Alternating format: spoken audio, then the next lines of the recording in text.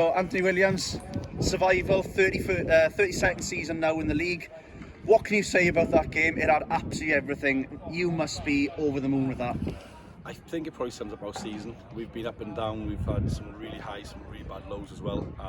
But I think since the split, since the January we brought players in, they've added to quality. We've shown we've got the desire, the belief as a group, and it just shows we've gone 6 unbeaten. I think we lost 2 in the last 12. So in terms of the form and how we went, yes, we probably hit a few bumps in the road with a couple of draws. We should have won.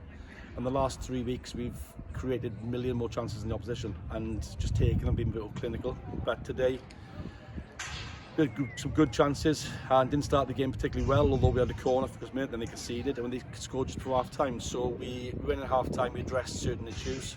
We always thought we were going to get back in the game, we always thought we were going to win it. Yes, we had more luck with the opposition, the other team down Ponty getting a result, but I believe they probably would get a result. I think only dropped 2 points in a lot of games, and that was only 2 against us. So I knew they were in form down there, so we had to prove a point here. At half time, going in 2-1 down, as you said, we conceded goals at really poor times. Did you have much of a job to motivate the boys, or they knew the task was ahead of them? No, they knew the task, and like I said, if we do change the shape, which we did change the shape halfway through the second half, we changed a different formation and trying to get more bodies in and around the front, the forwards. So they kind of knew the game plan, they knew where we were going. They had the belief. The spirit in the group in there it's outstanding. It's fantastic. You can't buy that. And like I said, we may not be the best quality players, but what we've got outweighs the number of technical issues. And your first full season as manager, you're surviving as 10th place and another season in Welsh Premier League. You must be delighted with what the brief was given when you first came in. Yeah, I came in really late. I think if you realised that I had no players, I think going into the start of the season, I think we had one centre back of the club for the first game, so I knew it was a tough task. We've got through that. We've got through.